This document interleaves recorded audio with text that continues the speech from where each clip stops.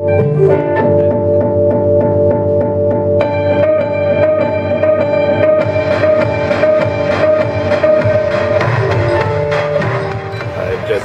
Vance, founder of Pangaea project, co-operator of the Venture Compound here in St. Petersburg, Florida. Currently, how many projects do I have? I have Great White Duck, which is new jazz, jam funk. I have DC9B, which is a solo project.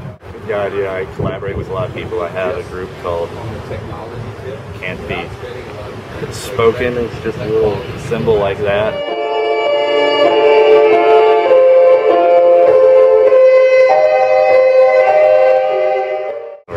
Booking shows at places like here, Cafe Bohemia, and wherever, you know, that just happened. It just was the next logical step. I don't think we even talked about it. I think it just happened almost immediately once we moved in.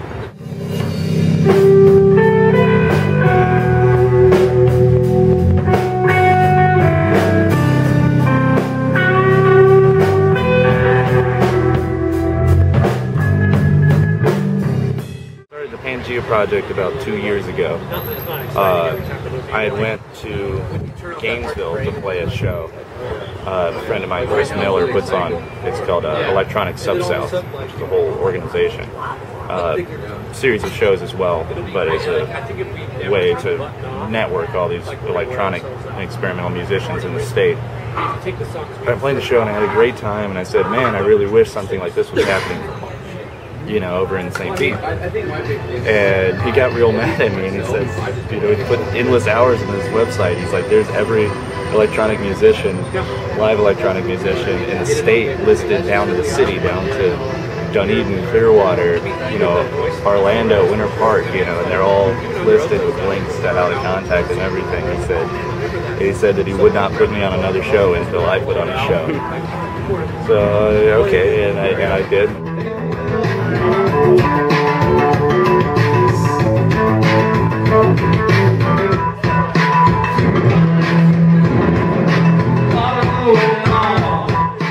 Pangaea #1 about 2 years ago, and at first it was just getting together the people that were already here, you know, those people that are already doing it, but they did it at shows where they didn't really fit in, or they did it at you know, or they're doing it in their bedroom or their basement, you know.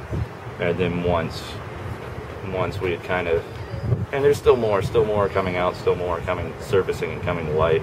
But once we got beyond that, then I started getting plugged in through the St. Petersburg Institute of Noise, getting plugged into, you know, touring acts, people that are coming through Florida, and I started becoming the contact for them and hosting them, and that's what it's more geared towards now, is bringing one of these out-of-town acts and building a bill around them with the other artists, in some way complement the touring artist.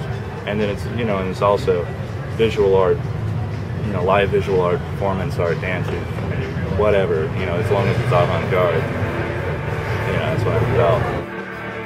Noise, I had the biggest aversion to when I was first. I remember I saw some YouTube videos of St. Petersburg Institute of Noise, St. Pete Noise Fest here at Cafe Bohemia, and I watched it and I was, what the f is that? Why would anybody do that?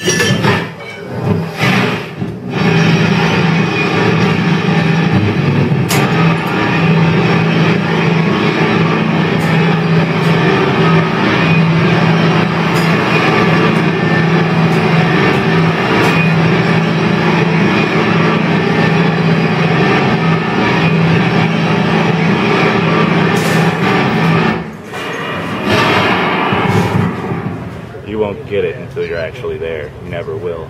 But it is an approach to sound and music and tonality in the same way, let's say, Mark Rothko or Jackson Pollock approaches painting.